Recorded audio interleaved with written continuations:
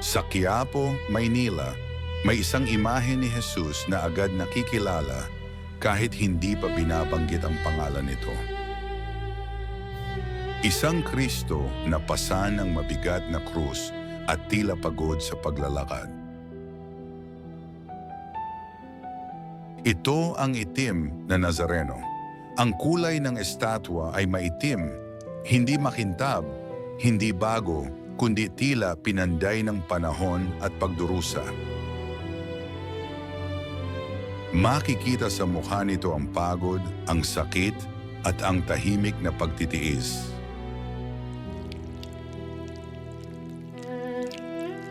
Hindi ito isang Jesus na nasa trono, kundi isang Jesus na nasa daan, bumabagsak, bumabangon, at patuloy na naglalakad.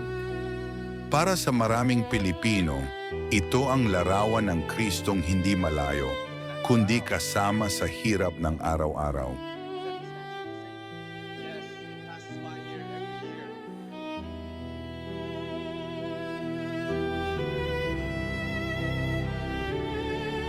Ang imahe ng itim na Nazareno ay pinaniniwalaang nilikha noong ika-17 siglo sa Mexico, na noon ay bahagi ng Imperyong Espanyol. Walang tiyak na tala kung sino ang eskultor, ngunit pinaniniwalaan na ito ay gawa ng isang Mexican or Spanish artisan na bihasa sa paggawa ng mga imaheng panrelihiyon. Noong panahong iyon, laganap ang paggawa ng mga imaheng nagpapakita ng pagdurusa ni Kristo upang maipakita sa mga tao ang sakripisyo at paghihirap ni Jesus sa kanyang paglalakbay patungong Kalbaryo.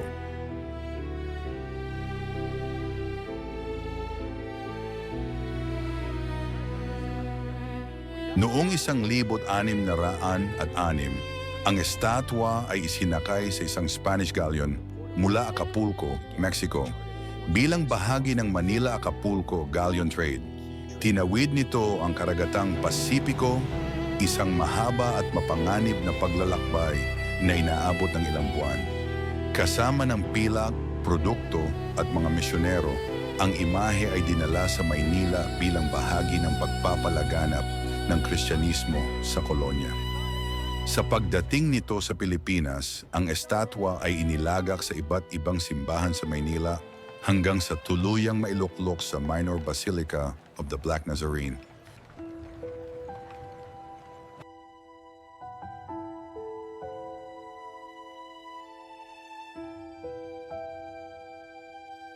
Sa mahigit 4 na siglo ng kasaysayan, ang itim na Nazareno ay hindi nakaligtas sa pinsala, sakuna at insidente.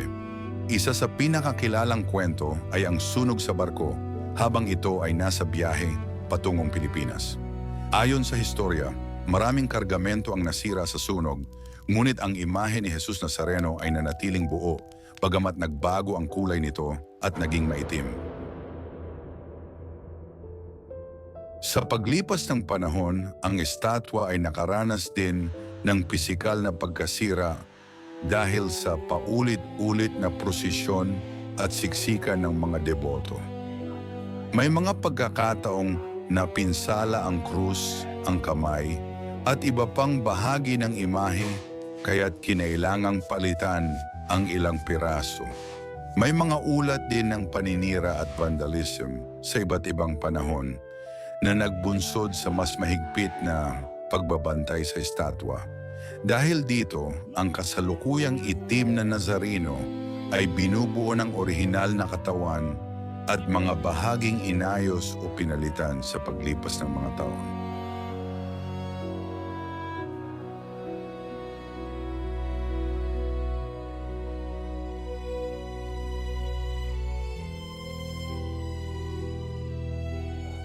Ang debosyon sa itim na Nazareno ay makikita sa iba't ibang gawain na patuloy na isinasagawa hanggang ngayon. Maraming deboto ang naglalakad ng nakayapak bilang tanda ng panata, pasasalamat o pagsusumamo.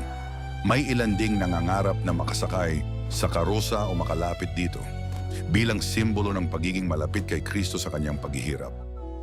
Tuwing ika-9 ng Enero, ginaganap ang translasyon, ang taunang prosesyon na ginugunita ang paglilipat ng imahe noong 1787.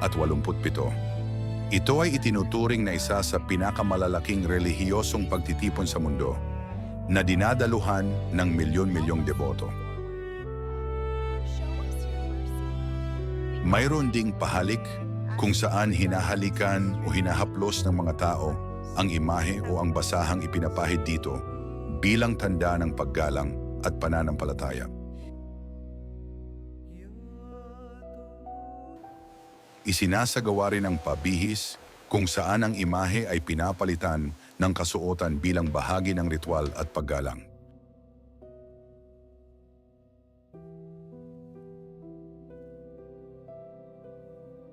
At ang pasindi kung saan ang mga deboto ay nagsisindi ng kandila bilang simbolo ng panalangin at pag-asa. Ang lahat ng ito ay hindi lamang tradisyon, kundi paraan ng mga tao upang ipahayag ang kanilang pananampalataya sa konkretong paraan.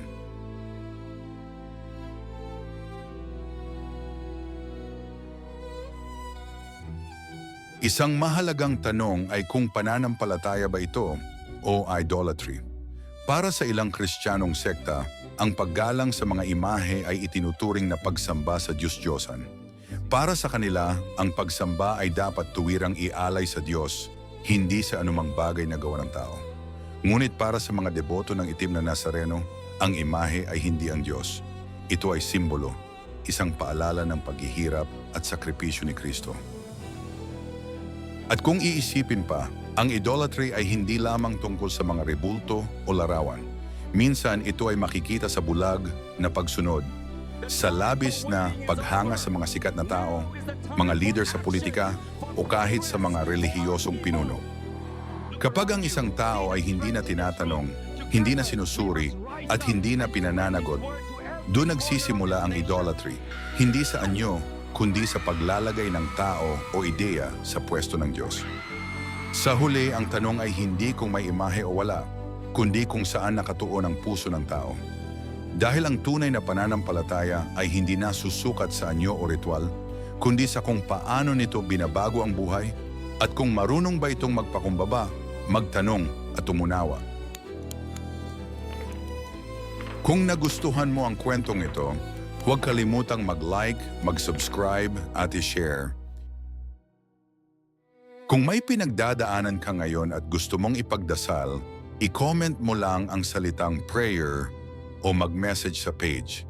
Hindi mo kailangang magpaliwanag kung ayaw mo